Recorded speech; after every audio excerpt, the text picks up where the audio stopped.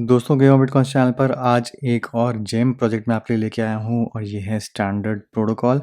Game of bitcoins channel पर आपको एक से बढ़कर एक प्रोजेक्ट रिव्यूज़ मिलते हैं। अगर आप मेरा चैनल फॉलो करते हैं, सब्सक्राइब करते हैं, तो आप पुराने वीडियो रिव्यूज़ देख सकते हैं मेरे प्रोजेक्ट्स के। 74 प्रोजेक्ट्स को मैं ऑलरेडी यहाँ पे रिव्यू कर चुका हूँ। कॉइन खजाना क्रिप्टो करेंसी प्रोजेक्ट रिव्यूज़, ये है प्लेलिस्ट का नाम। और जो भी आप इसमें प्रोजेक्ट देखेंगे उन्होंने काफ़ी अच्छे गेन्स दिए हैं। तो अगर आप चैनल पर नए हैं और इस टाइप का कंटेंट पसंद करते हैं तो चैनल को सब्सक्राइब करना मत भूलिए। और सिर्फ प्रोजेक्ट रिव्यूज़ ही नहीं, अगर आपको पैसिव अर्निंग से रिलेटेड भी कंटेंट देखना है तो वो भी आपको मेरे चैनल में मिल जाएगा। तो आज का जो प्रोजेक्ट है जो हम रिव्यू करेंगे वो है स्टैंडर्ड प्रोटोकॉल। और स्टैंडर्ड प्रोटोकॉल के ऊपर मैं काफ़ी ट्वीट्स कर चुका हूँ। टेलीग्राम चैनल पर भी मैंने इसकी डिटेल्स काफ़ी शेयर करी हैं और कुछ लोगों ने स्टैंडर्ड प्रोटोकॉल के लिए वीडियो भी रिक्वेस्ट किया था। तो सबसे पहले तो स्टैंडर्ड प्रोटोकॉल का जो आईडीओ है वो होने वाला है पोलका स्टार्टर पे। पोलका स्टार्टर एक सबसे बड़ा आईडीओ प्लेटफॉर्म बन चुका है और जितने भी प्लेटफॉर्म्स आईडीओ सपोर्ट करते हैं उनमें से पोलका स्टार्टर पे जितने आईडीओज होते हैं वो काफ़ी अच्छे मल्टीपल गेन्स देते हैं। तो इस मीडियम आर्टिकल से आप जान सकते हैं सारी डिटेल्स और सारे वो लिंक्स जिसके थ्रू आप इस आईडीओ में पार्टिसिपेट कर सकते हैं। अब अगर आपको पार्टिसिपेट करना है पोलका स्टार्टर पे तो यहाँ पे दो टाइप के पूल्स होते हैं पोलका स्टार्टर में। दोनों ही पूल्स के लिए वाइट लिस्ट है, यानी कि आपको फॉर्म्स भरने पड़ेंगे। फॉर्म्स के लिंक भी आपको नीचे दिख जाएंगे। यहाँ पे राउंड 1 का है, राउंड 2 का है। और यहाँ पे पोलका स्टार्टर में स्पेसिफिकली अगर आपको पार्टिसिपेट करना है तो ज़रूरी नहीं है कि आपके पास पोल्स टोकन हो। पोल्स टोकन होल्डर्स के लिए अलग से पूल होता है और नॉन पोल्स टोकन होल्डर्स के लिए एक अलग से पूल होता है। तो बिना कोई टोकन होल्ड किए भी आप यहाँ पे पार्टिसिपेट कर सकते हैं अगर आपने वाइट लिस्ट का फॉर्म भरा है और आपका लॉटरी में नंबर आ जाता है तो राउंड 2 जैसे आप यहाँ पे देख सकते हैं इसमें 400 स्पॉट्स होंगे। 200 होंगे पब्लिक पार्टिसिपेंट्स के लिए और 200 होंगे for holders with minimum 3000 POLS token. तो इफेक्टिवली ये सबके लिए ओपन है। अब अल्टीमेटली आपकी किस्मत पे डिपेंड करता है कि क्या आपका लॉटरी में नंबर लगता है कि नहीं। तो प्राइस पॉइंट ऑफ व्यू से एक बहुत अच्छा इंडिकेटर है कि पोल का स्टार्टर पे अगर प्रोजेक्ट आ रहा है तो प्राइस पॉइंट ऑफ व्यू से वो अच्छे गेन्स आपको दे सकता है। अब एक्चुअली में स्टैंडर्ड प्रोटोकॉल है क्या? तो standard for digital assets, standard protocol delivers collateralised interoperable digital assets on substrate. तो सबस्ट्रेट को मैंने एक पुरानी वीडियो में भी एक्सप्लेन किया था कि सबस्ट्रेट आखिर में क्या है, बट एसेंशियली आप मान के चलिए कि बेसिकली एक पोलका डॉट इकोसिस्टम का पार्ट है ये प्रोजेक्ट। अब इस प्रोजेक्ट में एक खास बात यह है कि प्रोजेक्ट को यहाँ पे वेब3 फाउंडेशन ग्रांट्स प्रोग्राम का हिस्सा बना दिया गया है, यानी कि ये वेब3 फाउंडेशन ग्रांट्स एलिजिबल है प्लेटफॉर्म। और ये एक बहुत इम्पॉर्टेंट चीज़ है क्योंकि इससे पता लगता है कि प्रोजेक्ट जो है वो टेक्निकली काफ़ी स्ट्रॉन्ग है। क्योंकि वेब3 बिना किसी ऐसे प्रोजेक्ट को जो टेक्निकली स्ट्रॉन्ग ना हो उनको अपना फाउंडेशन ग्रांट नहीं देती। तो स्टैंडर्ड को उन्होंने चूज़ किया है इस ग्रांट के लिए। तो definitely on A technical level ये जो प्रोजेक्ट है ये काफ़ी बेहतरीन आइडिया है। अब इसके अलावा यहाँ पे आप देखेंगे कि वेब3 फाउंडेशन ग्रांट तो एक है ही, उसके अलावा भी काफ़ी सारे यहाँ पे मेजर वेंचर कैपिटलिस्ट जो हैं इस प्रोजेक्ट के साथ इन्वॉल्व्ड हैं। तो यहाँ पे आप बैकर्स की लिस्ट देखेंगे तो एक से बढ़कर एक आपको यहाँ पे नाम दिख जाएंगे जो इस प्रोजेक्ट को यहाँ पे सपोर्ट कर रहे हैं। तो सिर्फ इसी से आप अंदाज़ा लगा सकते हैं कि प्रोजेक्ट स्ट्रॉन्ग है। इनफैक्ट बहुत ज़बरदस्त इनके बैकर्स भी हैं। तो डेफिनेटली इस प्रोजेक्ट से प्रोबेबिलिटी वाइज अगर हम देखें तो काफ़ी अच्छी परफॉर्मेंस यहाँ पे एक्सपेक्ट कर सकते हैं टोकन प्राइस में। अब प्रोजेक्ट जैसे मैं आपको बताया कि टेक्निकल लेवल पे काफ़ी स्ट्रॉन्ग है तो डेफिनेटली थोड़ा-सा इसको मुश्किल होगा समझना। बट इसको अगर मैं सिंपल भाषा में समझाऊँ तो यहाँ पे ये इंट्रोड्यूस कर रहे हैं कोलैटरलाइज्ड रीबेसेबल स्टेबल कॉइन। तो ये जो कोलैटरलाइज्ड वाला फैक्टर है ये पहली बार रीबेस की दुनिया में आया है यहाँ पे। अभी तक आप जितने भी रीबेस कॉइन्स देखते थे उनमें ये कोलैटरलाइजेशन नहीं थी। तो इन्होंने जो नई चीज़ बेसिकली इंट्रोड्यूस करी है वो है कोलैटरलाइजेशन। Standard Protocol establishes a reserve bank with decentralized governance. It issues a collateralized stablecoin valued at 1 USD that has an elastic supply determined by a rebase mechanism.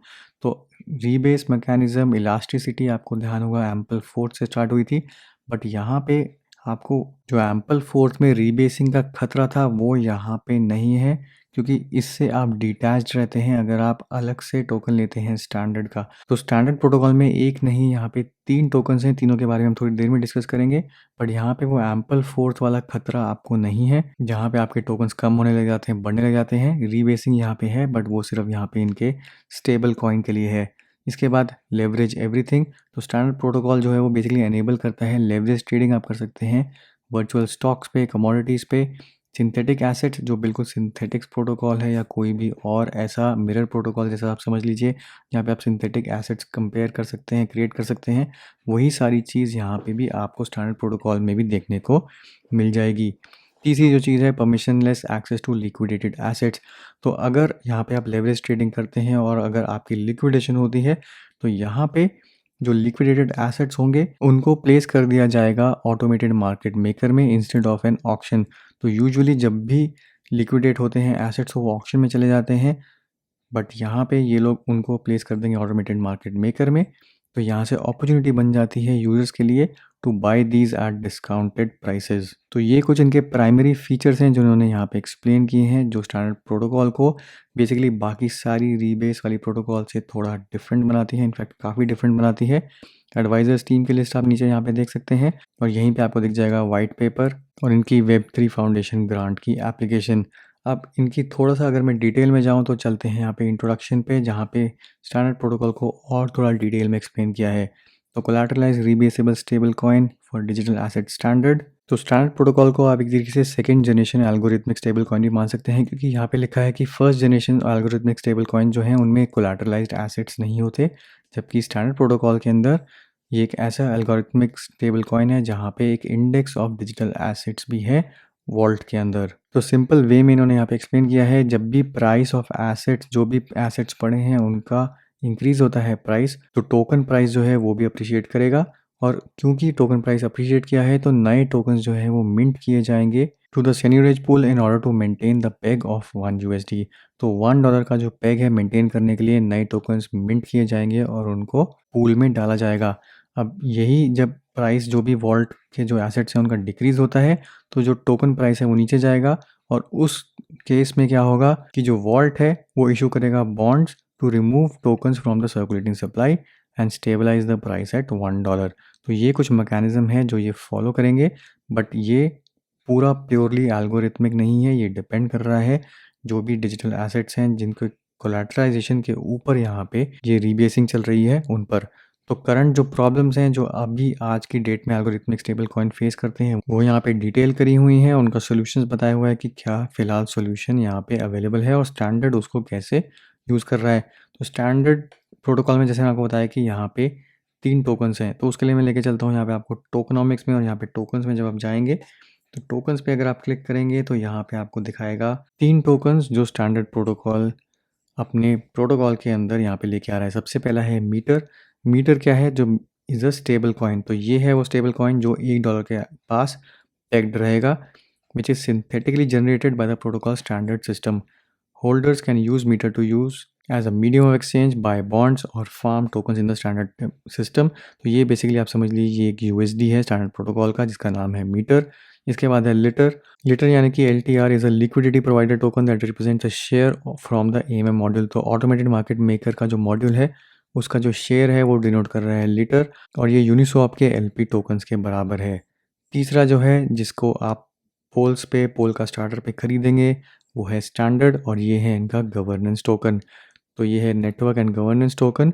Standard token can be used for 3 cases. किन 3 cases में यहाँ पे use कर सकते हैं? Network staking के लिए, transaction के लिए और ऑन चेन गवर्नेंस के लिए। तो अगर आप स्टैंडर्ड प्रोटोकॉल यूज़ करते हैं तो आप जो फ़ी पे करेंगे वो भी STND यानी कि स्टैंडर्ड टोकन में करेंगे, और इनको बर्न किया जा सकता है या फिर वैलिडेटर्स के बीच में डिस्ट्रीब्यूट किया जा सकता है। सिमिलरली स्टैंडर्ड नेटवर्क का जो टोकन है उसको आप स्टेक भी कर पाएंगे नेटवर्क पर, और स्टेकिंग के यहाँ पे आपको रिवॉर्ड्स मिलेंगे। तो ये हैं बेसिक स्टैंडर्ड प्रोटोकॉल के। इसके बाद अगर आप डिटेल में जाना चाहते हैं तो एक एक टॉपिक के ऊपर यहाँ पे इन्होंने डिस्कस किया हुआ है।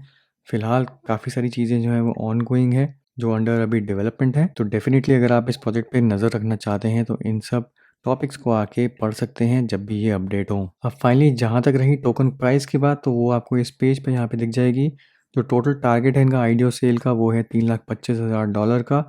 लॉन्च प्राइस जो है वो 25 सेंट है, और मैक्सिमम एलोकेशन जो आप एक्सपेक्ट कर सकते हैं वो है $500, और आपको अपना ERC20 वॉलेट एड्रेस यूज़ करना पड़ेगा, यानी कि आपको इथेरियम में गैस फी यहाँ पे देनी पड़ेगी। तो ऑल इन ऑल डेफिनेटली एक बहुत ही ज़्यादा स्ट्रॉन्ग प्रोजेक्ट है और बिल्कुल नया एक कंसेप्ट लेके आए हैं मार्केट में। तो अगर आप इसे पार्टिसिपेट करना चाहते हैं तो इनकी वाइट लिस्ट पोल का स्टार्टर की वो भरना मत भूलिए, ताकि आप एलिजिबल हो जाएँ लॉटरी में पार्टिसिपेट करने के लिए। जहाँ तक रही डेट की बात, तो वो आप देख सकते हैं 27 अप्रैल को ये आईडीओ होगा, तो व्हाइट लिस्ट अभी भी ओपन है। तो दोस्तों ये था मेरा आज का वीडियो, उम्मीद करता हूँ इससे आपको फ़ायदा होगा।